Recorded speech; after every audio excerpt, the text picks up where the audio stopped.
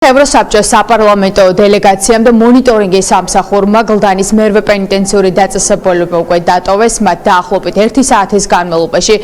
ესაუბრნენ რეჟიმის სინდისის პატიმრებს ანდრო ჭიჭინაძეს და ზვიად ცეცხლაძეს თანაბარი დრო დაუთმეს და ორივე მათგანისგან პირადად მოისმინეს, რატომ არიან დღეს ისინი ციხეში და რომ ისინი ისჯებიან საქართველოს ევროპული მომავლის დასაცავად. ანდრო ჭიჭინაძემ დელეგაციის წევრებს დეტალურად აუხსნა, რამ არსებობს თუ არა რაიმე ტიპის მტკიცებულება მის წინააღმდეგ, რომ დღეს ის არის ციხეში და რომ მას ამ დრომდე არ ეძლევა შესაძლებლობა ნახოს ის ვიდეო მტკიცებულებები, რომელიც მისი საქმის მასალებში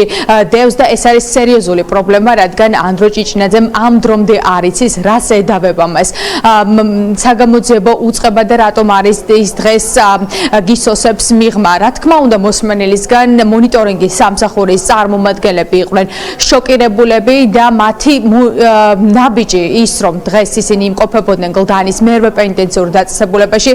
ადესტურებს და პრაქტიკულად არის აღიარება იმისა, რომ ისინი არიან პოლიტპატიმრები და ევროსაბჭოც მათ უყურებთ როგორც სინდისის პატიმრებს, ისევე როგორც საქართველოში თითოეული მოქალაქე, რომლებიც რუსთაველის გამზერზე აპროტესტებენ საქართველოს ხელისუფლების ანტიევროპულ ნაბიჯებს და ითხოვენ გაყალბებული არჩევნების შემდეგ ახალი არჩევნების ჩანიშვნას. დიდი ალბათობით ანდრო ჭიჭინაძის და ზურაბ ცეცხლაძის საქმე აუცილებლად მოხდება იმ ანგარიშში, რომელსაც ევროსაბჭოს დელეგაცია ახლა ამზადებს და რომელიც საჯარო საზოგადოებისთვის 27 იანვარს გახდება, როდესაც ევროსაბჭოს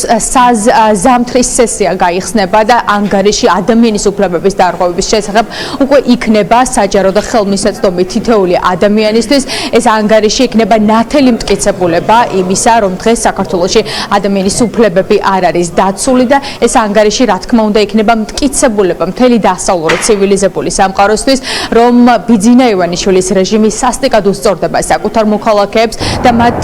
სხვადასხვა მეთოდებით არბევს და მათ წინააღმდეგ იყენებს ისეთ ძალას, რომელიც დასაშვები არ არის ევროსაბჭოს დებულებების მიხედვითაც. მოიკითხეს ანდროს მდგომარეობა, როგორ არის მსახიობი დღეს, როდესაც 4 კედელში არის გამოკეტილი და შემდგომ უკვე მოისმინეს უშუალო დეტალები, როგორც საქმესთან დაკავშირებით, ასევე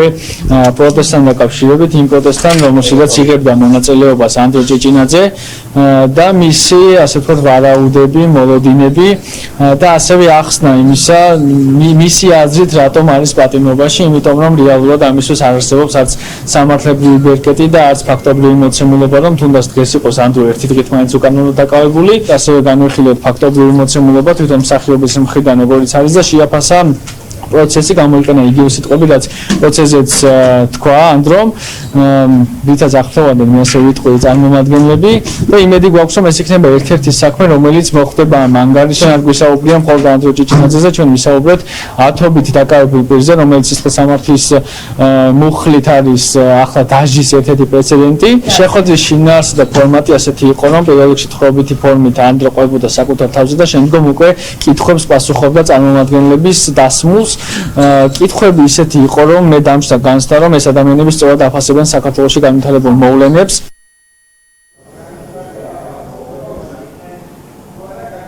პასეს ვიზიტი თითქმის დასრულებულია 3 დღის შემდეგ. ევროსაბჭოს დელეგაციის წარმომადგენლები ბოლო დასკვნით შეხვედრას გამართავენ